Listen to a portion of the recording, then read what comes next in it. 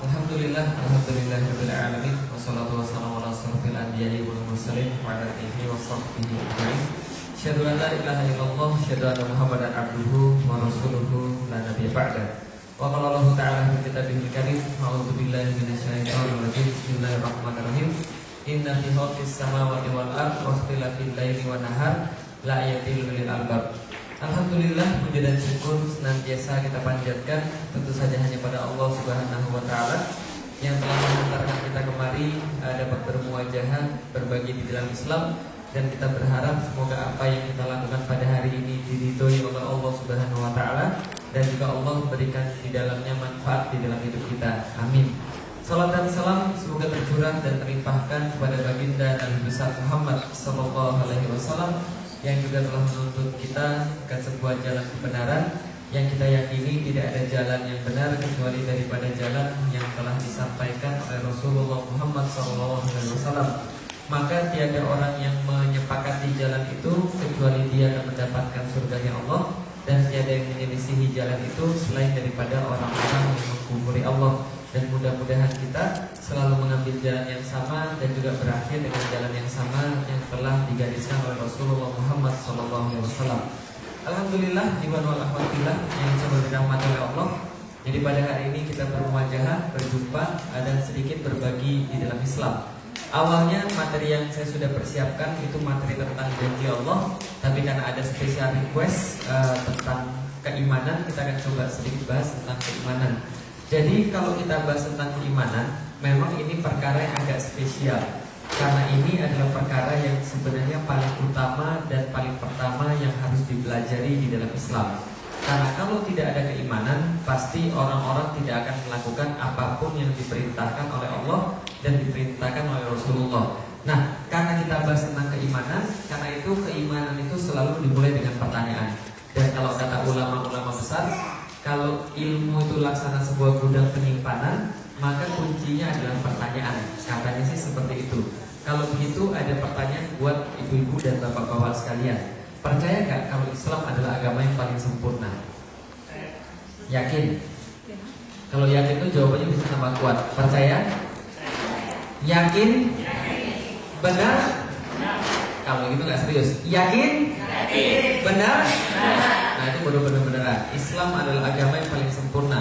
Al-yauma akmaltu lakum dinakum wa atmamtu alaikum nikmati wa raditu lakumul Islam madinah.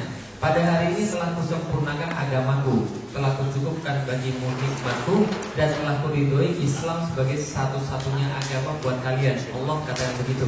Allah mengatakan Islam itu sempurna, gak perlu ada tambahan, gak perlu ada pengurangan.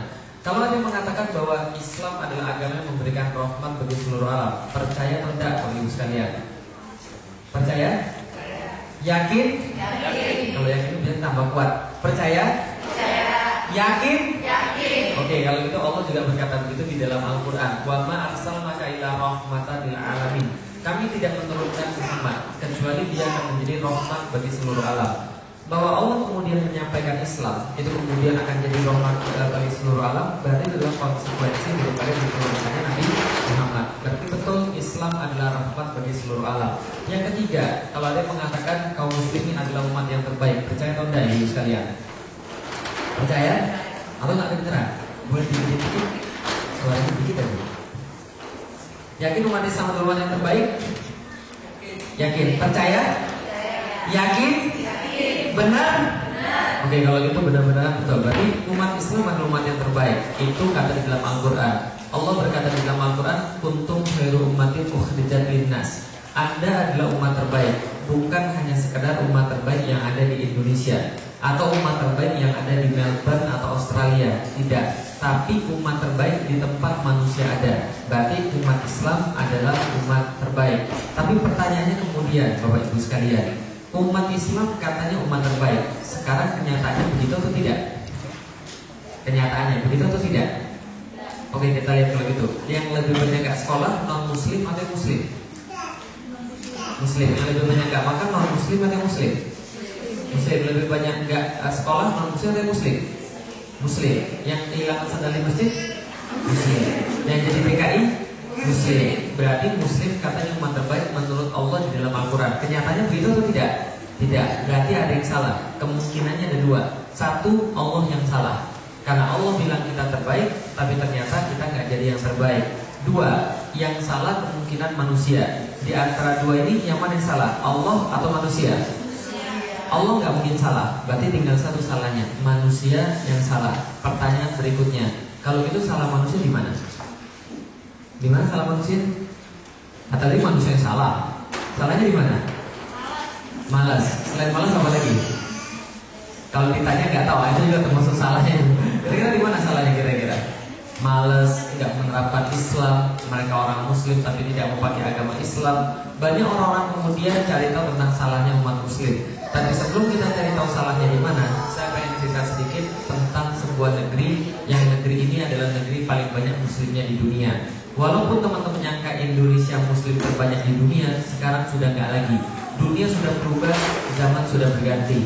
Sekarang orang Muslim paling banyak di dunia bukan orang Indonesia, tapi ada sebuah negeri yang baru saja ditegakkan dan ditemukan. Jumlah Muslimnya lebih banyak 10 juta daripada jumlah umat Muslim di Indonesia. Kalau umat Muslim di Indonesia itu 240 juta, maka umat Muslim di negeri yang baru ini jumlahnya 250 juta. Sudah pernah dengan nama negeri bebek atau belum? Belum pernah? Belum tahu kan ya? Saya kasih tahu. Oh bohong, enggak, saya enggak pernah bohong. Ada sebuah negeri namanya negeri bebek. Negeri bebek ini sebagian besar penduduknya adalah Muslim. 90% penduduknya Muslim dan dia lebih banyak daripada umat Muslim di Indonesia. Oh mana ada negeri bebek? Nih saya nggak bohong, ini bendera negeri bebek. Dan saya nggak pernah bohong karena saya minggu lalu barusan dari sana. Saya barusan dari sana dan inilah gambar Istana Negara Negeri Bebek. Nah jadi saya nggak pernah bohong, benar-benar ada kan? Nih Istana Negara Negeri Bebek ini adalah kemudian bebek-bebeknya yang lebih besar daripada bebek-bebek yang biasa.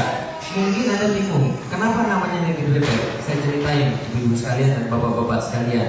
Negeri bebek adalah negeri yang sangat kaya. Orang-orang di sana menyebutnya Gemah Ripah Luh Jinawi, Toto Tentrem Kertoraharjo. Semuanya ada di negeri bebek. Laut kemudian kaya, daratan juga kaya. Minyak ada di lepas pantai ataupun di dalam pantai. Semua ada di negeri bebek. Kalau katanya kita lempar batu di negeri bebek, muncul pohon. Kalau kita lempar pohon, muncul hutan. Segala macam ada di negeri bebek. Apapun yang kita cari. Negeri bebek sangat kaya, saking kayanya mereka dijuluki Zamrud Khatulistiwa. Tapi sayangnya, walaupun negeri bebek sangat kaya, kita masih bertanya-tanya, kenapa harus dinamai negeri bebek? Begini ceritanya. Orang-orang di negeri bebek, founding fathers-nya, setelah berdiskusi tentang apa nama negeri kita, mereka menamakan negerinya sesuai dengan ciri-ciri orang di sana. Yaitu ciri-cirinya orang yang suka membebek, ibu-ibu sekalian dan bapak-bapak sekalian. Kalau seandainya bebek bisa kemudian kita lihat, inilah namanya membebek, bapak-ibu sekalian. Namanya membebek, ikut-ikutan. Jadi kalau bebeknya bisa ngomong, kalau bebek bisa ngomong, kita tanya bebek yang paling belakang, "Bek, kenapa lu lewat sini?" Bebeknya akan bilang, "Sorry mas, saya orang baru di sini mas." Tanya aja sama kakak kelasnya mas. Kalau kita tanya sama kakak kelasnya, dia juga bilang, "Waduh, sorry, saya juga nggak tahu kenapa saya jalan sini." "Lo kenapa?" Kata belakang suruh tanya kamu. "Saya jalan ke sini karena depan saya juga begitu." Nanya depannya lagi, dia bilang depannya lagi juga begitu. Nanya depannya lagi, dia bilang depannya lagi juga begitu. Sampai kita tanya yang paling depan, dia juga nggak tahu arahnya kenapa ke sana. Dia bilang, "Saya arahnya ke sini karena dari dulu juga sudah begitu." Mereka nggak pernah peduli arahnya kemana, walaupun perginya ke tempat pemotongan bebek. Nah ini yang terjadi. Negeri bebek, negeri yang nggak tahu arah kemana. Sebagian besar mereka adalah Muslim. Kalau ditanya Tuhannya siapa, jawabnya Allah. Ditanya Rasulnya siapa, jawabnya Muhammad. Tapi yang terjadi pada mereka, yang terjadi adalah nih 109 di antara 174 negara di dunia itu STM di negeri bebek. Dan 11% siswa SMU setelah lulus lanjut ke perguruan tinggi. Yang lain setelah lulus nggak lanjut lagi perguruan tinggi. Kenapa? Setelah lulus dari SMU mereka dikaruniai oleh wajah yang ganteng-ganteng dan cakep-cakep.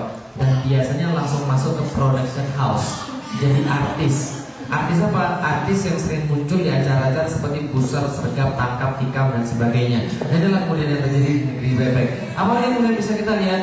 50% penduduknya hidup di garis kemiskinan. Dan standar kemiskinan itu sekitar $2 per hari. Berapa? 2 US dollar per hari, maka orang miskin di negeri bebek itu 50%. Dan apalagi 40 juta orang pengangguran. Mereka mengembangkan sebuah slogan, Pak, yang haram aja susah, apalagi yang halal. Itu yang mereka katakan. Apalagi yang bisa kita lihat di negeri bebek ini, pengguna narkotikanya sangat banyak. Dan tahun 2005 yang lalu, pemerintah daerah ibu kota di negeri bebek menyumbang 100 juta untuk milih banci mana yang paling cakep. Milih apa? Banci mana yang paling cakep. Ngasihnya berapa? 100 juta. Sedangkan untuk pengajian, sudah pernah dikasih 100 juta bikin pengajian? Belum. Tapi di negeri bebek mereka sangat kaya, ngasih 100 juta untuk bikin kontes kecantikan yang paling cantik di antara para banci. Apalagi kemudian terjadi nih, 54 remaja di Kota Kembang karena berhubungan seks. Angka ini lebih tinggi daripada kemudian angka-angka di tempat yang lain. Bahkan persentase di ibu kotanya ini 51%, tempat yang lain 52%, dan tempat yang lain 47%. Apalagi yang benar-benar bisa kita lihat nih, 62,7% remaja SMP mengaku sudah tidak perawan lagi di negeri bebek. Pelakunya siapa ini? Pelakunya siapa ini? Bebek, ibu-ibu sekalian dan bapak sekalian. Nah, kalau itu kita lihat, pelakunya adalah muslim. Dan akhirnya yang hamil-hamil ini juga muslim. Makanya ketika melihat gambar-gambar begini, orang bilang, benar kan kata saya, gak penting kerudungan itu, percuma aja kalau hatinya jelek. Yang penting tuh hatinya dulu, bukan luarnya. Betul begitu ibu sekalian? Betul? Betul ibu sekalian. Yang kerudungan aja bisa kayak begini, apalagi yang enggak. Bukan kata saya.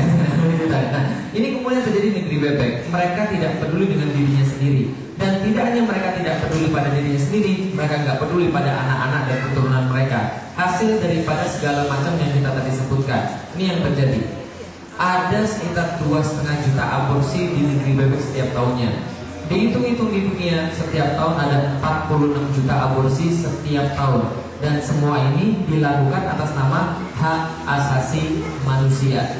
Apalagi yang kemudian terjadi, mereka nggak peduli pada dirinya sendiri, mereka nggak peduli pada orang lain. Palestina sampai sekarang masih terjajah. Tapi anehnya kemudian dengan orang-orang di negeri bebek adalah mereka seolah-olah menganggap Palestina itu seperti sinetron dan setiap episodenya mereka tunggu. Betul begitu? 2009 masih segar di ingatan kita. Bukan 2009, 2008. Masih ingat diingatan kita bahwa ketika dalam 28 hari sekitar 1.300 orang syahid di Palestina. Sementara ketika orang-orang melihat itu kemudian di TV, mereka nangis, mereka kemudian mengutuk, mereka kemudian mengumpulkan dana bantuan dan sebagainya, mereka berdoa bersama dan sebagainya. Mereka nangis seolah-olah mereka lihat sinetron. Kemudian pada tahun 2009 muncul lagi masalah di Palestina. 2010 muncul lagi masalah di Palestina. 2011, 2012 tetap aja kemudian Palestina berdarah. Tapi kemudian kita nggak melihat itu sebagai sesuatu yang pantas kita sikapi. Kita nangis setiap tahun untuk kita tunggu kira-kira sinetron ke depan episodenya apa lagi. Nah, ini kemudian terjadi di Palestina. Apalagi yang terjadi? Al-Quran dilecehkan. Kita lihat sampai dengan sekarang Al-Quran dibaca dengan baik di negeri bebek, dilombakan dalam musabaqah tilawatil Quran dan sebagainya. Tapi di Guantanamo, di Abu Ghraib, Al-Quran dipakai untuk jadi lapel darah-darah wanita yang dizinai di sana.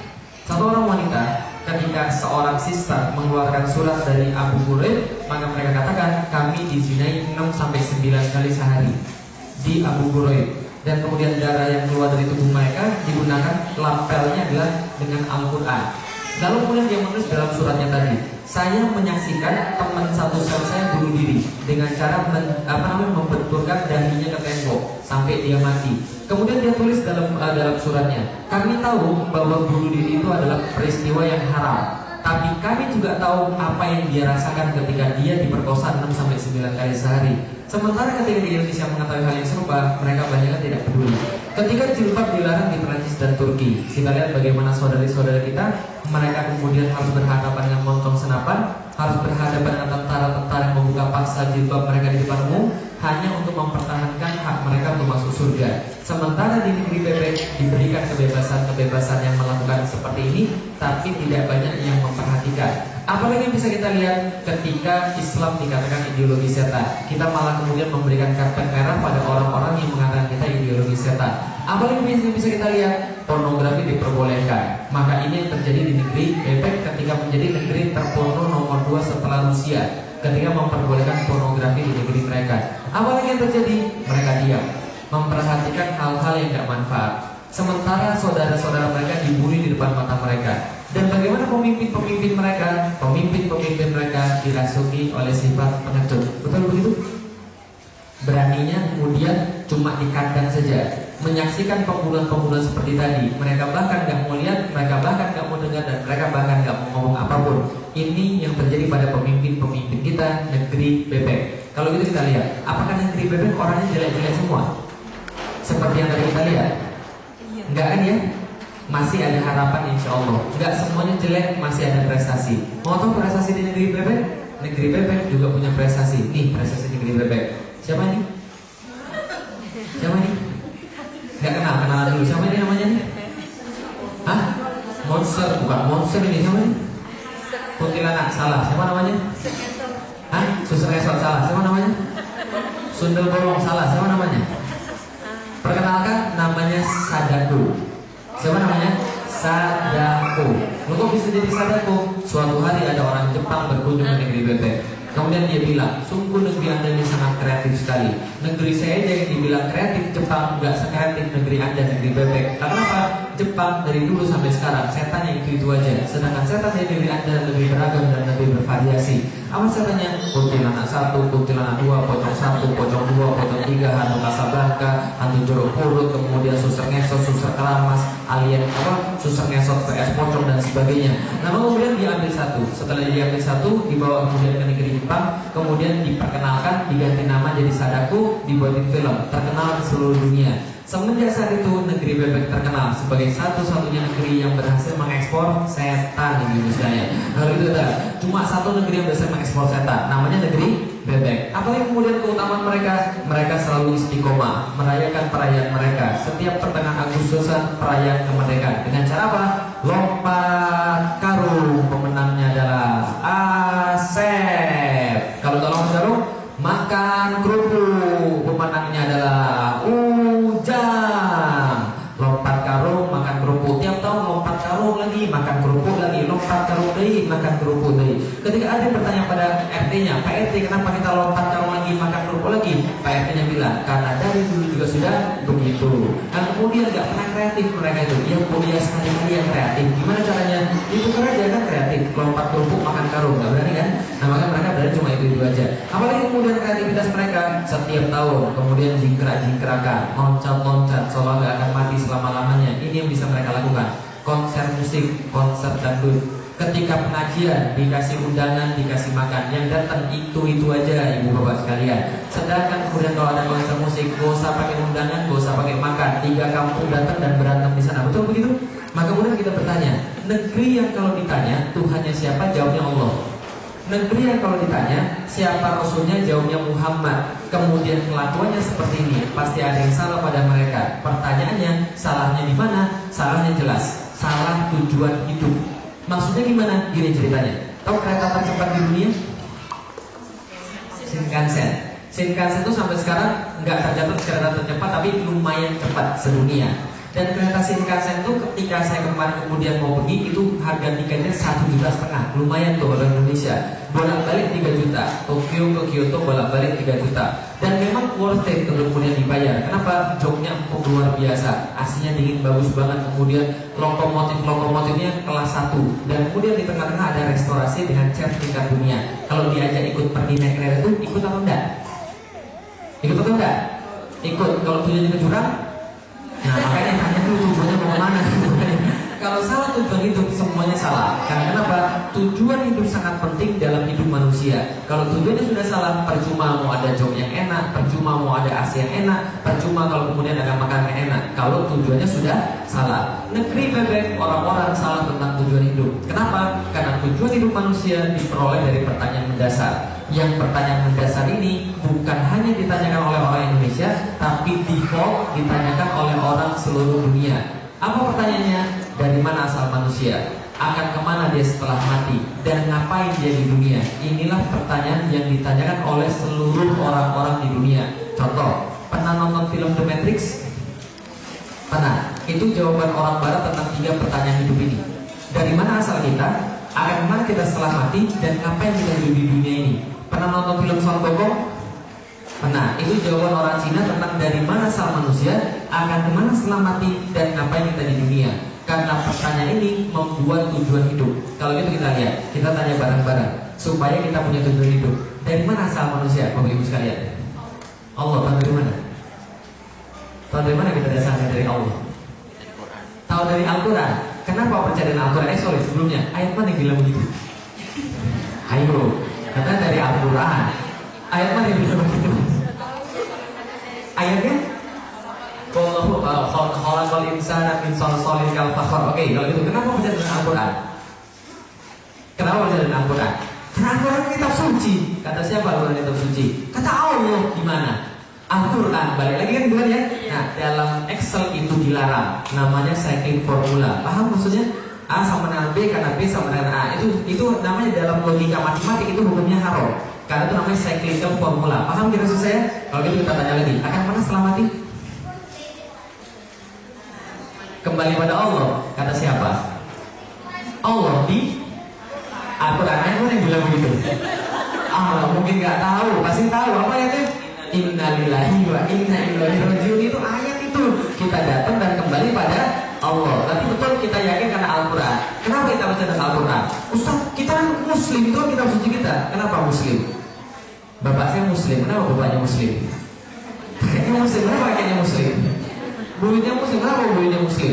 Karena dari dulu juga sudah begitu. Nah, sama kayak negeri, bukan saya bilang. Kalau itu kita lihat, banyak di antara kemudian kita dan banyak di antara saudara-saudara kita di negeri bebek sebenarnya tidak tahu persis tentang tujuan hidup kita. Kenapa? Karena kita tidak pernah menjawab pertanyaan dengan benar. Bahkan itu menyisakan keraguan tanpa kita ketahui sedikit pun. Oke, kalau itu saya tanya, ini adalah buktinya.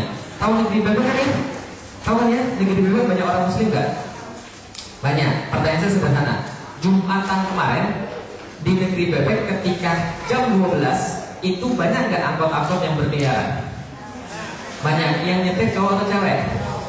Muslim atau bukan? Nggak tahu. Muslim atau bukan?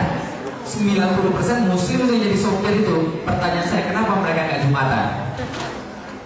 Kenapa? Cari macam enggak. Kalau dia mau berhenti bisa cari duit. Pertanyaan saya sederhana. Berapa duit yang bisa didapat 1 jam narik angkot? Ayo, berapa duit yang bisa didapat 1 jam naik angkot? 20.000 itu udah lumayan banget. Oke lah, taruhlah dia dapat sewa ya. Dia dapat modal sewa, dapat 50.000 taruhlah. Berarti 50.000 lebih dia sukai daripada perintah Tuhannya. Betul begitu? Jadi kalau mereka ditanya siapa Tuhan mereka, Allah. Siapa Rasul mereka, Muhammad. Tapi perintah Allah dan Rasul dia akan ingkari kalau ada yang lebih menarik daripada dia. Jadi bagi dia adalah kalau ada perintah Allah sama ada 50.000, mendingan milih 50.000. Berarti harga keyakinannya berapa? 50.000 rupiah. Saya punya teman, gajinya 3,5 juta per bulan. Suatu hari bosnya bilang, saya tahu kamu orang Muslim, tapi hari ini kita ada rapat. Kamu translate karena ada tamu dari luar negeri. Kamu gak usah pergi sholat Jumat. Akhirnya dia mau atau enggak? Dia mau. Artinya kepercayaan dia, keyakinan dia terhadap Allah adalah nilainya 3,5 juta per bulan. Betul begitu? Ada seorang muslimah, dia ditawarin kerja, gajinya 7,5 juta per bulan. Syaratnya dia harus lepas kerudungnya. Karena itulah kemudian dia mau. Berarti keyakinannya pada Allah adalah berapa? 7,5 juta per bulan. Paham kira saya? Itu harga keyakinan dia. Pertanyaan saya sederhana. Kalau gitu kita balik. Mau gak Bapak Ibu sekalian? Contoh gini. Mau gak kita punya 2 ginjal, kita ganti dengan duit 500 juta sepasang? Benar. Oh mungkin kurang mahal ya. Oke kalau gitu saya naikin 1 miliar Ibu sekalian. Mau? Nggak mau. Oke kalau gitu saya naikin lagi 2 miliar. Mau? Oke, last chance 4 miliar. Deal or no deal? Nggak mau. Kenapa nggak mau? Kenapa nggak mau? Percuma aja kita bakal mati kalau nggak ada 2 ginjal. Oke, seberapa yakin Anda 2 ginjal nggak ada Anda bakal mati? 1 sampai 100%. Berapa kadar keyakinannya? 100%. Datang dari mana tuh kadar keyakinan 100%? Datang dari mana? Dari bukti. Kita lihat orang 1 ginjal aja setengah mati, apalagi 2 ginjalnya sama-sama hilang, itu pasti matilah. Kemudian sudah pasti kan ya. Maka keyakinan datang daripada bukti. Bukti menghasilkan keyakinan. Keyakinan membuat kita nggak mau ditukar bahkan dengan 4 miliar sekalipun, atau bahkan dengan seluruh dunia sekalipun. Percuma kalau kita mati. Betul begitu? Pertanyaan saya, orang-orang di negeri bebek benar-benar yakin sama Allah atau tidak? Kayaknya enggak deh. Kenapa mereka nggak benar-benar yakin? Karena mereka nggak punya bukti. Kenapa mereka nggak punya bukti? Karena mereka jarang berpikir untuk mendapat bukti bahwa Tuhan mereka benar-benar adalah Allah. Betul atau betul? Kayaknya iya deh. Iya jadi ya. Maksimal.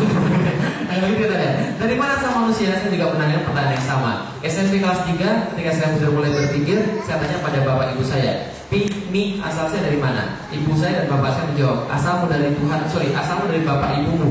Bapak ibumu dari mana? Dari kakek dan nenek. Kakek dan nenek dari mana? Dari buyut.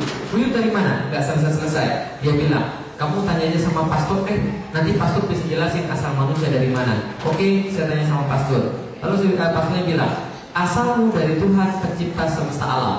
Lalu kemudian saya tanya, pastor, kalau gitu Tuhan yang mana? Bapak, Putra, atau Roh Kudus ini? Kan ada 3 ini yang menciptakan alam semesta, yang mana?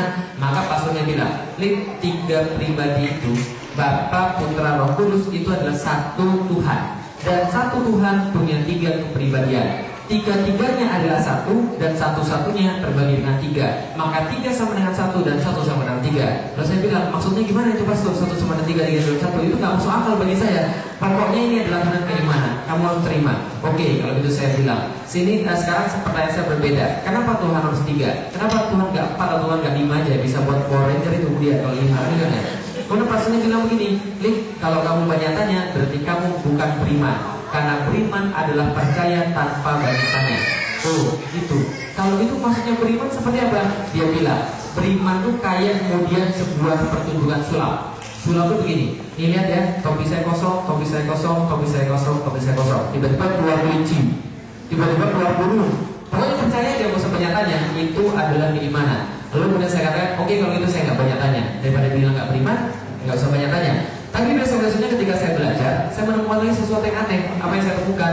Sebelum Yesus meninggal di kayu salib, maka dia katakan, Eli, Eli lama sabahtani. Tuhan, Tuhan, mengapa engkau meninggalkan aku? Lalu saya bilang lagi dan saya bertanya, kenapa kemudian katanya begini? Kenapa Yesus yang kita anggap sebagai Tuhan, dia punya Tuhan yang lain? Maka pastornya bertanya, jangan banyak tanya. Kalau kamu banyak tanya, berarti kamu belum beriman. Lalu saya katakan, it's enough. Kalau saya beriman kemudian tidak membuat saya kemudian puas dengan akal saya, kalau agama nggak bisa menjawab kemudian pertanyaan-pertanyaan saya, lalu untuk apa saya hidup? Kalau cuma untuk baik, nenek saya juga nggak punya agama, nenek saya kemudian juga Konghucu dan Buddha, tapi dia bisa baik. Kemudian orang-orang zaman itu juga nggak punya agama, banyak yang baik. Kenapa saya harus beragama kalau gitu? Nggak ada alasan bagi saya untuk beragama. Saya keluar dari agama Katolik secara fungsional. Maksudnya gimana? Nggak pernah lagi pergi gereja, tapi secara KTP-nya masih Katolik. Tapi kemudian ketika setelah selesai saya keluar dari agama Katolik, saya masih punya pertanyaan, dari mana asal manusia sebenarnya? Lalu saya cari dalam pelajaran. Inilah asal manusia di dalam pelajaran kita. Asal manusia adalah dari monyet. Yakin? Yakin? Yang yakin silakan, saya mah enggak. Manusia berasal daripada monyet, teorinya Charles Darwin. Darwin kemudian dengan kemudian yakin mengatakan bahwa manusia asalnya dari monyet. Dan pada waktu saya kemudian waktu SMP saya percaya 100%. Kenapa? Karena ini yang dikatakan oleh guru-guru saya. Ini yang dikatakan oleh profesor-profesor. Ini yang dikatakan oleh PhD dan sebagainya. Maka manusia asalnya daripada monyet. Saya percaya 100% dan kemudian saya belajar. Semakin kemudian saya belajar, semakin aneh. Kenapa? Karena kayaknya manusia bukan berasal daripada monyet deh. Apa? Saya berkaca, kayaknya saya nggak mirip monyet, saya lebih ganteng daripada monyet gitu kan. Kemudian saya belajar lagi, ketika saya belajar, dan ini melanggar teori Darwin. Kalau manusia benar berasal daripada monyet, maka sekarang harusnya nggak ada monyet lagi. Betul begitu? Kan kata Charles Darwin kan, survival to the fittest. Kalau dia kemudian fit, dia survive. Kalau dia nggak fit, dia mati. Kan gitu kan ya? Kalau kemudian manusia asalnya dari monyet, harusnya kan monyetnya nggak ada lagi, karena sudah berubah jadi manusia kan ya. Tapi sekarang monyetnya masih ada nggak? Masih. Manusia ada nggak? Ada. Tapi manusia bukan berasal daripada monyet. Teori evolusi tidak terbukti. Ini adalah kemudian ikan zaman dulu. Ini ikan zaman sekarang. Nggak ada perubahan pada ikan-ikan zaman dulu dan ikan zaman sekarang. Ini adalah kemudian daun zaman dulu, ini daun zaman sekarang. Nggak ada yang berubah pada daun zaman dulu dan zaman sekarang. Ini semut zaman dulu, zaman sekarang apakah berubah jadi satria jadi hitam? Enggak, tetap kemudian sama. Semut tetap sama, ikan tetap sama, daun tetap sama. Kalau mereka tetap sama, apa yang menyebabkan manusia bisa berubah dari monyet? Paham kira-kira maksud saya? Maka ini bukan asal manusia. Kalau itu dari mana asal manusia? Ada lagi pelajaran yang favorit selain pelajaran biologi tentang apa namanya awal mula asal alam semesta, pelajaran reproduksi. Inilah asal manusia. Apa ini? Hah? Kecebong salah. Apa ini? Spermatozoid. Ini adalah nutfahnya laki-laki. Sel sperma laki-laki. Ngomong-ngomong, sel sperma ini dibuat di mana? Di mana dibuatnya? Dalam tubuh laki-laki, betul begitu? Pertanyaan sederhana. Pernah nggak dengar dalam sejarah perspermaan, sperma keluar dari tubuh laki-laki, lalu kemudian lihat-lihat lalu balik lagi dalam tubuh laki-laki? Pernah nggak? Nggak pernah. Saya tanya lagi. Sperma dibuat dalam tubuh laki-laki. Pertanyaannya, berguna nggak bagi laki-laki? Ada gunanya nggak bagi laki-laki? Ada. Gunanya untuk apa? Tambah kuat? Nggak. Tambah cakep? Nggak. Tambah pintar? Nggak. Sperma tidak ada gunanya sama sekali buat laki-laki. Gunanya sperma apa? Satu-satunya guna sperma adalah masuk dalam tubuh perempuan, menghasilkan individu baru. Betul atau betul? Betul. Berarti sperma dibuat dalam tubuh laki-laki, dipakainya cuma di tubuh perempuan, dan selama sejarah perspermaan tidak pernah ada sperma keluar dari tubuh laki-laki, masuk dalam tubuh perempuan, lalu balik lagi dalam tubuh laki-laki. Betul begitu? Berarti dia tidak tahu apapun tentang tubuh perempuan. Betul kan ya? Contoh misalnya, kalau Anda belum pernah ke satu tempat, Anda akan merasa asing atau merasa nyaman di tempat yang tadi? Asing. Contoh misalnya, dulu ketika saya pergi ke Jepang, ada satu hal yang lucu. Apa hal yang lucu? Saya main ke tempat salah satu kemudian mahasiswa di sana, baru datang dari Indonesia. Di kamar mandinya ada gayung. Paham menurut saya? Jadi dia dari Indonesia bawa gayung ke Jepang. Apa gunanya gayung di Jepang sebenarnya? Karena gak ada gunanya sama sekali. Saya tahu dia pasti salah bawa, karena itu pertama kalinya dia di Jepang. Wajar kalau dia salah bawa barang. Nah, tapi sperma ini dia tahu persis tentang dunia perempuan, walaupun dia gak pernah pergi ke tempat perempuan. Contoh, perempuan itu punya racun, namanya racun asam. Racun asam ini bisa bunuhnya kayak begini dalam waktu 2 detik. Berapa lama? 2 detik. Jadi kalau yang kayak begini tanpa persiapan masuk dalam tubuh perempuan akan mati dalam waktu 2 detik. Dan sekali sperma keluar berapa jumlahnya? Juta. Berapa lebih tepatnya? Nggak tahu, belum pernah hitung ya. Saya tahu Anda belum pernah hitung. 500 juta sekali keluar. Rata-rata berapa? Rata-rata 500 juta sperma. Coba bayangkan begini, 500 juta berbaris. Hitung 1, 2, 3, 4, 5, 6, 7, 8, 500 juta. Oke, serbu. Pasukan pertama mati, kedua mati, ketiga mati, keempat mati, kelima mati. Yang paling belakang mundur. Kenapa? Teman-temannya sudah pada mati semua dalam waktu 2 detik. Itu pembunuhan terbesar sepanjang sejarah. Kemudian dia mundur, diambil kemudian sampelnya, kemudian dia mundur, dia lapor, Pak, ini sampel yang bunuh teman-teman kita. 499 juta, 999, saya terakhir Pak yang survive sendirian. Kita coba teliti, kita buat penawar dan kita balas dendam ke sana. Apa yang terjadi seperti itu? Enggak. Yang terjadi adalah sperma 500 juta masuk dalam tubuh perempuan dan mereka masing-masing sudah bawa dosis yang tepat dan sebuah jenis penawar yang tepat untuk masuk dalam tubuh perempuan. Yang saya pikir ketika saya belajar biologi, tahu dari mana mereka ketemu dengan racun. Siapa yang kasih tahu kalau ada racun di sana? Siapa yang kasih tahu jenis racunnya? Siapa yang kasih tahu dosis racunnya sehingga mereka bisa menyiapkan penawar? Dalam pikiran saya, ini ada yang salah ini pada sperma ini. Dan tidak hanya itu, punya halangannya, cewek kan punya 2 pabrik, betul begitu? Pabrik sebelah kiri dan pabrik sebelah kanan. Kadang-kadang keluar dari sebelah kiri, kadang-kadang keluar dari sebelah kanan. Gantian 2 bulan sekali. Nah, jadi sperma itu kalau sudah masuk kemudian setelah melewati racun, dia ada halangan kedua. Apa halangannya? Pilih kiri atau pilih kanan. Yang terjadi apa kalau ini? Oke, seru, kita sudah melewati halangan racun. Yang paling depan bilang, sebentar, tunggu dulu. Ini pilih kiri atau pilih kanan ini? Yang paling depan bilang, sebentar Pak, kita rapat dulu ya Pak. Nah, setelah mereka rapat. Setelah mereka rapat, kemudian salah satu mulai berkata, Pak, gini aja Pak, kita harus mengusulkan Pak, kita pilih kiri atau kanan. Menurut saya kita 50-50 aja Pak. 50 ke kiri, 50 ke kanan. Yang lain bilang, jangan Pak, jangan 50-50 Pak, nggak bagus itu. Kita SD audience saja lah. Atau kita call over yang sekalian. Enggak. Yang terjadi nggak seperti itu. Yang terjadi adalah ketika mereka masuk dalam tubuh perempuan, mereka langsung menuju satu titik tunggal yang mereka tidak pernah salah, yang mereka tidak pernah berspekulasi di dalamnya. 500 juta mendadak kemudian berlomba, jadi yang paling cepat, jadi yang paling kuat, jadi yang paling hebat. Yang paling cepat, yang paling kuat, yang paling hebat jadi Anda, Bapak Ibu sekalian.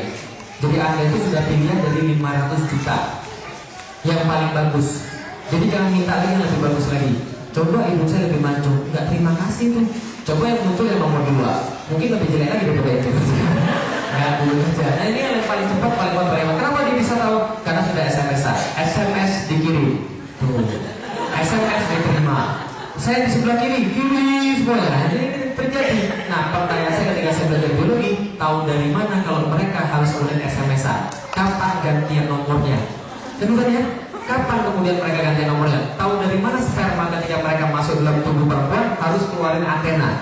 Ada antena? Ada, ibu sekalian. Sperma itu sekecil itu dia punya antena untuk menangkap sinyal yang dikirimkan oleh ovum. Pertanyaannya, tahu dari mana mereka seperti itu? Sampai sekarang tidak ada satupun ahli biologi dan ahli ginekolog yang bisa menjawab kenapa sperma dan ovum bisa bertemu. Ajaib ya. Di saat-saat kemudian zaman netizen seperti sekarang, internet di mana-mana, tapi kita belum bisa menjawab manusia kenapa bisa bertemu antara sperma dan ovum. Lalu kemudian saya berpikir, kalau begitu ini pasti ada sesuatu selain daripada manusia. Dalam pikiran saya apa? Jangan-jangan Tuhan ini ada. Loh kok jangan-jangan sih? Setelah keluar dari agama Katolik, saya bilang Tuhan gak ada. Kenapa? Tuhan sudah mati di kayu salib, jadi gak perlu Tuhan lagi. Tapi ketika saya berpikir seperti ini, jangan-jangan Tuhan ini ada. Kenapa? Ini terlalu hebat kalau seandainya tidak ada Tuhan. Kalau gitu kita lihat lagi. Ini gambar yang lain lagi. Ini gambar apa nih? Belum tahu. Ini bukan lalat. Saya ini lalat sih. Ini gak lulus podcast. Kalau itu tidak ada lagi. Ini gambar apa nih kira-kira ini? Oh, untung ada ahli perbutuhan. Nah, betul. Ini gambar kutu ibu sekalian. Lebih tepatnya adalah kutu anjing. Sudah pernah lihat kutu anjing? Kutu anjing itu sama gedenya dengan kutu manusia. Hanya saja dia bisa lompat sekitar 300 kali lipat daripada panjang tubuhnya. Jadi kalau kutunya segede begini, maka dia bisa lompat 3 kali lipat Monas. Berapa kali lipat Monas? 3 kali lipat Monas. Kalau kutunya segede begini, artinya kalau dia bisa loncat dari situ, pernah nggak dengar cerita dalam sejarah perburuan kutu patah kaki? Nggak pernah ya? Tapi dia loncatnya tinggi, walaupun dia nggak pernah patah kaki. Kalau kita lihat lagi, ini apa ini? Apa ini? Kura-kura, salah. Apa ini? Oke, saya kasih tahu. Ini yang berlapis-lapis adalah kulitnya kutu yang tadi Anda lihat. Berarti ini adalah kutunya kutu, ibu sekalian.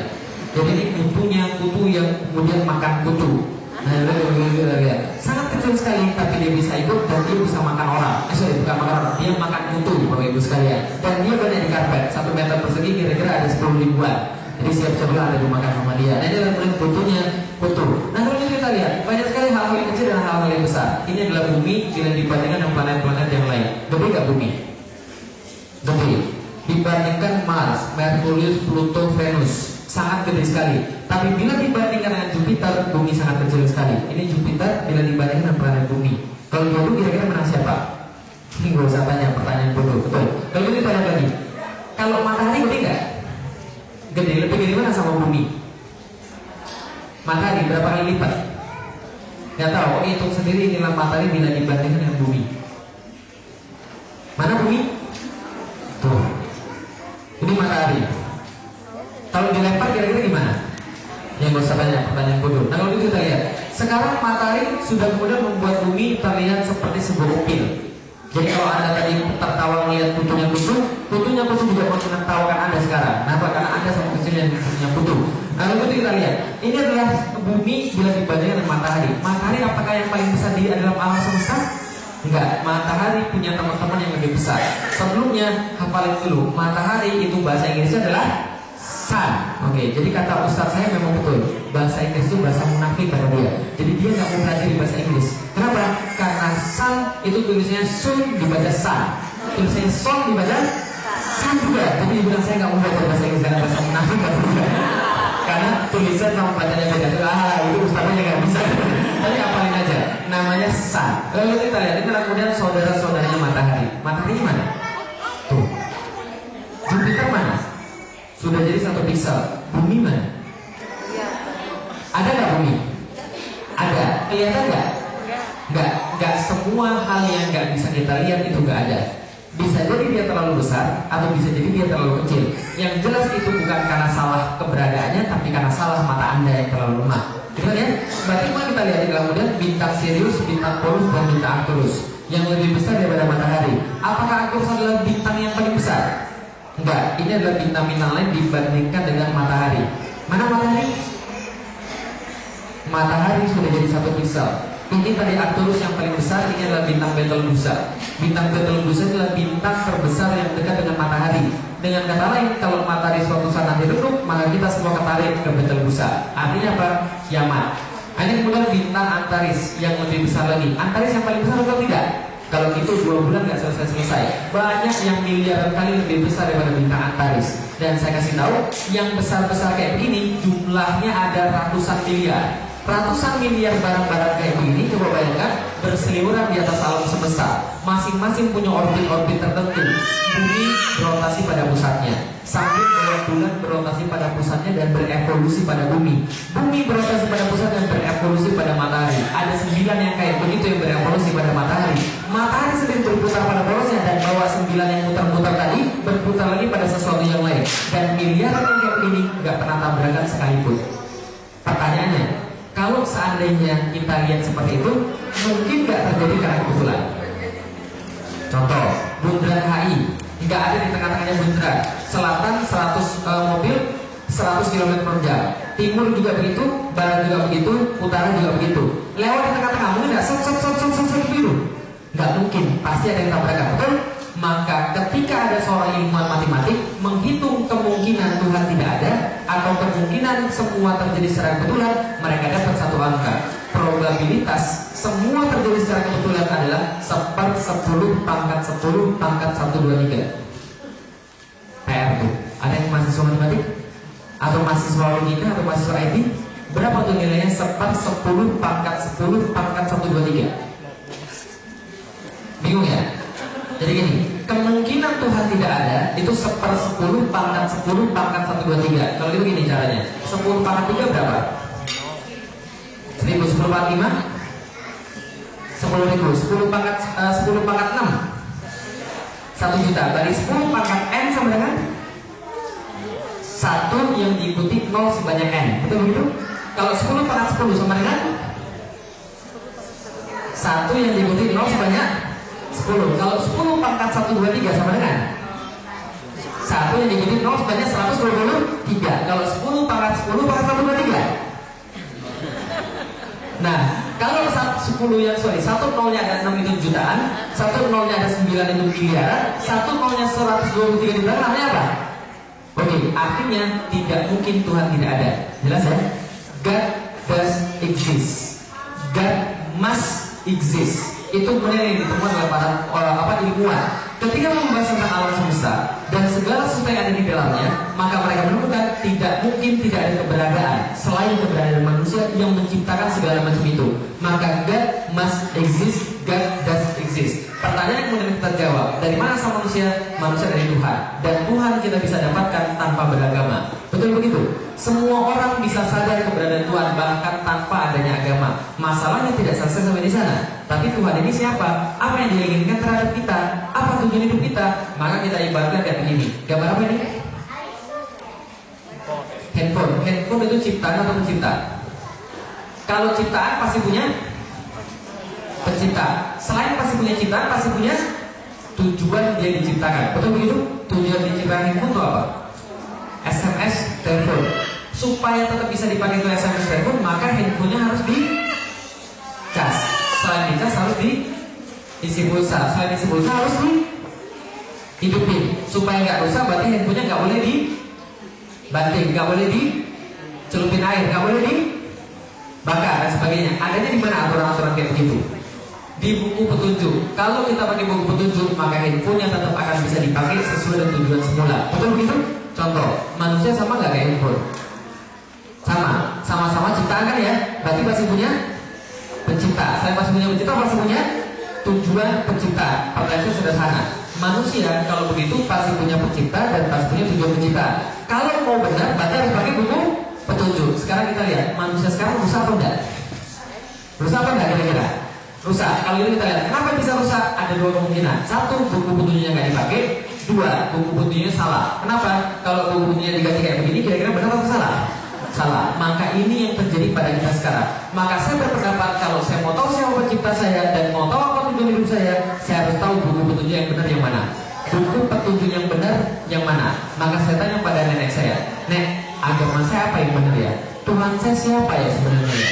Nenek saya bilang, Tuhanmu namanya Dewa Langit. Dewa Langit itu yang gimana, Nek? Dewa pencipta semesta alam, yang menguasai langit dan seluruh isinya. Bosnya dewa-dewa yang lain. Oh gitu. Kalau gitu Dewa Langit kayak gimana? Nenek saya kebetulan punya fotonya. Ini fotonya Dewa Langit. Lalu saya bilang, oh ini bukan Tuhan saya ini. Dan kenapa? Matanya dua, mulutnya satu, berarti dia perlu makan. Kalau dia perlu makan, berarti dia perlu ke belakang. Ini bukan Tuhan saya. Dan saya nggak rela Tuhan saya juga berada di Semakara Sakti. Paham maksud saya? Karena ini bukan Tuhan saya. Kalau itu Tuhan yang mana? Ini Tuhan. Kalau dia bilang ini Tuhan, maka coba kita lihat yang mana yang Tuhan, yang sebelah kiri atau sebelah kanan. Namanya sama, tapi bentuknya berbeda. Bukan untuk menghina agama yang tidak sama sekali. Saya mengajarkan pada ibu-ibu dan bapak-bapak sekalian, ini yang terjadi kalau Anda menuhankan manusia dan memanusiakan Tuhan. Coba lihat contoh. Ini budanya orang India. Kenapa budanya begini? Mereka punya sebuah persepsi terhadap Tuhan. Karena mereka persepsikan Tuhan itu bijaksana, maka Tuhan itu harus banyak bertapa. Kalau Tuhan banyak bertapa, berarti dia kurus. Berarti kemudian rambutnya ikal. Karena orang India rambutnya ikal. Tapi orang Cina bilang, Tuhan siapa ikal? Di sini nggak ada ikal tuh. Maka dia buat Tuhan versi dia sendiri. Sipit dan kemudian betul. Karena persepsi mereka tentang Tuhan itu harus betul. Betul ada sejahtera dia bahagia. Makanya dia ketawa terus. Kan itu ya. Nah makanya ini kemudian persepsi yang berbeda. Apakah ini Tuhan? Ini bukan Tuhan. Kenapa? Segala sesuatu yang mirip kayak manusia tidak layak jadi Tuhan. Camkan baik-baik. Segala sesuatu yang mirip manusia tidak layak jadi Tuhan. Kalau itu siapa Tuhan? Saya sudah cari di agama Katolik, Kristen, Hindu, Buddha, dan saya nggak dapat Tuhan. Yang tersisa cuma agama Islam. Akhirnya saya cari ke agama Islam. Yang saya dapat adalah salah. Kenapa? Karena saya lihat saya lihat bukan Islamnya, tapi yang saya lihat adalah Muslimnya. Lah kenapa salah? Karena saya mendapatkan contoh-contoh yang nggak seharusnya. Dan di situ saya berpendapat tidak ada agama yang benar. Tuhan ada, tapi saya nggak percaya agama. 5 tahun kemudian saya masuk Institut Pertanian Bogor, lalu kemudian bersentuhan orang-orang Muslim. Salah seorang di antara mereka yang bilang begini, ikut saya, kita ketemu dengan ustaz saya. Dia masih muda, tapi ngomongnya penuh hikmah. Saya bilang, gak usah deh, saya gak mau ketemu dengan ustaz-ustaz lagi. Kenapa? Percuma aja, agama semua sama, ngajarin baik tapi munafik dan sebagainya. Lalu kemudian dia bilang, kan gak ada ruginya, coba dia datang dulu diskusi. Oke, setelah saya datang, saya kaget. Kenapa? Yang saya ketemu adalah kayak bukan ustaz. Nah kenapa? Baik kita kan ustaz itu pakai sorban gitu ya. Semakin besar sorbannya semakin beriman. Nah semakin gede kayak ban Vespa semakin bagus. Lalu pakai udang juga. Lalu pakai juga ngomongnya angker karena sudah tua dan kemudian pakai jenggot. Ngomongnya angker. Assalamualaikum warahmatullahi wabarakatuh. Agak ngomongin angker. Ternyata enggak. Yang saya temukan seorang anak muda, pintar, cerdas, dan kemudian dia bisa menjelaskan Islam yang nggak pernah saya dengar sebelumnya. Setelah kemudian dia menjelaskan Islam, saya tertarik. Kemudian saya bilang, kan kita diskusi lebih lanjutannya tentang Islam. Dia bilang, kalau kamu mau diskusi tentang Islam, datang ke rumah saya. Kita bawa Al-Quran dan Alkitab masing-masing. Nanti kita jelaskan siapa Tuhan langsung dari buku petunjuk yang sebenarnya. Saya bilang, kan saya nggak percaya lagi dengan Alkitab. Kita bahas aja tentang Al-Quran. Oke, minggu ke depan kemudian ini yang kita bahas. Ayat pertama dibacakan pada saya. Zalika kitabul la raiba fihi hudal lil muttaqin. Kitab ini tidak ada keraguan di dalamnya, petunjuk bagi orang-orang yang bertakwa. Pertama kali saya baca, saya katakan, kan ini kitabnya salah. Loh kenapa salah? Karena setahu saya buatan manusia tidak ada yang sempurna dan pasti ada salahnya. Karena pikir saya, yang buat Alkitab itu adalah manusia, yang buat Weda itu manusia, Tripitaka yang buat manusia, berarti Al-Quran juga buat manusia. Ternyata dia bilang, ini memang bukan buatan manusia, tapi yang buat adalah Tuhan pencipta semesta alam. Saya bilang, lebih nggak mungkin lagi, masa Tuhan nulis lalu kasih pada manusia, nggak masuk akal banget. Dia bilang memang bukan begitu maksudnya, tapi kita punya buktinya. Oke, kalau punya buktinya, tunjukkan pada saya. Insya Allah kita bisa, nanti kita bisa kemudian bicarakan Tuhan ini benar atau tidak. Ayat yang berbeda ditunjukkan dalam surat yang sama. Wa in kuntum fi raibin mimma nazzalna 'ala abdina fa'tu bi suratin min mithli. Dan bila kalian tetap dalam keraguan dengan apa yang kami turunkan terhadap hamba kami Muhammad, maka datangkanlah satu surat yang semacamnya. Jadi seolah-olah ayat ini kemudian menggebuki kepala saya. Belum bisa begitu, seolah-olah ayat ini bilang begini, udah boleh, gak usah banyak ngomong deh. Kalau gini aja kayak gimana? Kalau kamu bisa mendatangkan semacam dengan Al-Quran, Al-Quran ikut kamu. Tapi kalau kamu nggak bisa, kamu ikut Al-Quran. Fair nggak? Nggak fair. Kalau cuma gitu aja, fair. Tapi ternyata Al-Quran nggak fair. Kenapa Al-Quran nggak fair? Coba perhatikan. Wa qul syuhada'akum min dunillahi in kuntum shodiqin. Kalau Anda tidak mampu sendirian, Anda boleh ajak seluruh pembantu-pembantu Anda, orang-orang yang Anda sangka bisa membantu Anda selain daripada Allah. Kalau Anda memang termasuk orang yang benar. Paham kita maksudnya? Jadi kayak begini. Kalau ada di sini yang berani lawan saya, ayo kita 1 lawan 1. Kalau Anda kalah, Anda jadi anak buah saya. Kalau saya kalah, saya jadi anak buah sampean. Fair nggak? Fair. Tapi Al-Quran nggak fair. Dia bilang kalau berani maju sekalian semuanya dan tantang saya kalau berani. Ternyata sampai detik saya berbicara, tidak ada yang bisa mendatangkan yang semacam dengan Al-Quran. Dan pada saat itu saya yakin ini pasti yang kuat bukan manusia. Maka setelah kemudian terjadi diskusi lebih lanjut, saya katakan Tuhan saya adalah Allah, Rasul saya adalah Muhammad. Kenapa? Karena tidak ada ayat-ayat yang bisa tidak ada sesuatu pun yang bisa melawan dan menantang ayat-ayat seperti ini. Bahkan ini sudah diturunkan ratusan tahun sebelum kita, namun tidak ada yang bisa mendatangnya semacamnya. Jadi artinya apa? Tuhan adalah Allah. Tahu dari mana? Al-Quran. Kenapa percaya dengan Al-Quran? Karena tidak ada yang bisa mendatangkan yang semacamnya. Kenapa tidak ada? Karena manusia lemah. Selesai. Gak ada lagi pertanyaan di bawahnya. Kalau begitu kita mendapatkan sebuah keyakinan yang menghujam, bukan keyakinan yang muter-muter dan keyakinan yang gak jelas. Oke, kalau itu adalah selamati kembali pada Allah. Pada mana? Al-Quran. Kenapa percaya dengan Al-Quran? Karena tidak ada yang bisa mendatangkan yang semacamnya. Selesai. Satu-satunya kitab yang bisa dipercaya oleh manusia berdasarkan akal adalah Al-Quran. Dan itu adalah fakta yang gak bisa dinafikan oleh siapapun di dunia ini. Tapi gak cukup hanya di sana. Tapi ketika Allah menurunkan manusia, Allah kemudian kasih dia aturan.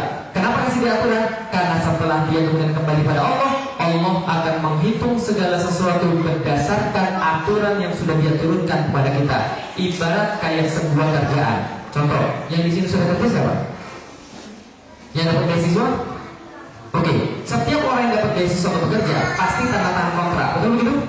Ya kan ya? Ada kontrak dan ada kemudian aturan. Contoh, masuk kantor jam 8 pagi, tiba-tiba Anda besoknya masuk jam 10. Kira-kira supervisornya bilang apa? Kenapa Anda telat? Anda bilang sudah takdir Pak. Kira-kira gimana? SP1, surat peringatan pertama, Anda tidak taat pada kontrak. Betul ya? Kalau besoknya masih datang telat lagi, yang terjadi SP2. Besok lagi telat lagi, yang terjadi SP3. Silakan cari bos yang lain. Kemudiannya Allah juga sama. Tatkala Allah turunkan kita ke dunia, Allah kasih kontrak. Kontraknya apa? Masih ingat? Sederhana, alastu bi rabbikum. Apakah aku adalah Tuhan kalian? Maka kita menjawab, bala syahidna. Kami mengakui Kau adalah Tuhan. Allah turunkan ke dunia beserta Al-Quran dan As-Sunnah. Kita nggak mau pakai. Yang Allah lakukan apa? SP1, banjir. Masih nggak mau lagi? SP2, tsunami. Masih nggak mau lagi? SP3, gempa bumi. Untung Allah baik, nggak disuruh cari Tuhan yang lain. Ini Tuhan ya, kalau disuruh cari Tuhan yang lain, repot juga kita. Nah ini mulai terjadi SP1, SP2 dan SP selanjutnya agar kita mau kembali pada Allah. Allah katakan, "Tawafal fasad fil barri wal bahri bima kasabat aydin nas, liyudhiqakum ba'da allazi amilu la'alakum yarji'un." Seluruh kerusakan yang kita lihat di awal tadi, semua gara-gara manusia yang dikasih Allah aturan, namun mereka nggak mau pakai aturan Allah. Inilah karena itu Allah memberikan sebagian apa yang kita lakukan agar kita mau kembali pada Allah. Itulah kemudian keimanan di dalam Islam, bahwa kita yakin 100% asalnya daripada Allah dan akan kembali pada Allah 100% juga karena bukti-bukti yang sudah kita lakukan. Karena itulah harus terikat dengan aturan Allah. Itulah namanya akidah Islam. Semakin Anda memahami hal ini, semakin Anda akan taat pada Allah. Tapi kalau orang yang tidak memahami hal ini, mereka tidak punya alasan untuk taat pada Allah. Karena akidah adalah pertanyaan why? Why should Islam? Kenapa saya harus Muslim? Kenapa saya harus memilih Islam? Kalau Anda nggak pernah jawab itu, Anda nggak akan menjadi orang yang taat. Kenapa? Nggak menemukan why-nya tadi. Contoh, yang terakhir misalnya, ada ketemu sama orang yang nggak dikenal di jalan. Sama-sama kali kita nggak pernah ketemu dia. Tiba-tiba pas ketemu dia bilang, tolong beliin saya ikan asin dong. Kita beli nggak? Siapa lu? Baru ketemu sekali minta beli ikan asin. Kan nggak banget bentuknya. Nah, kenapa kita nggak mau? Kita nggak bisa menjawab why. Kenapa saya harus kemudian taat pada dia? Betul ya? Walaupun kita punya uang, kita tahu tempat belinya di mana, kita tahu cara pergi ke sana, kita tahu cara belinya, tapi kita nggak mau lakukan karena kita nggak bisa menjawab pertanyaan why. Tapi kalau ibu kita telepon dari Indonesia, tolong beliin saya ikan asin dong, apa kita lakukan? Langsung kita beliin. Nggak punya duit kita utang. nggak tahu di mana kita tanya orang, nggak tahu caranya kita minta kasih tahu caranya dan sebagainya. Kalau kita sudah punya pertanyaan why dan sudah kita jawab, Islam kita insya Allah aman. Nah itulah kemudian menjawab. Kenapa orang-orang yang kemudian masuk Islam? Ya kemudian contoh saya misalnya tanpa kemudian bermaksud kemudian apapun, kenapa kemudian orang-orang itu kemudian lebih kemudian semangat dalam Islam? Sebenarnya nggak ada bedanya. Orang yang dari awal sudah Islam pun bisa semangat asal menjawab pertanyaan why, kenapa saya harus Islam? Jadi kita itu kita jawab hari ini dan mudah-mudahan bermanfaat. Ada pertanyaan silahkan.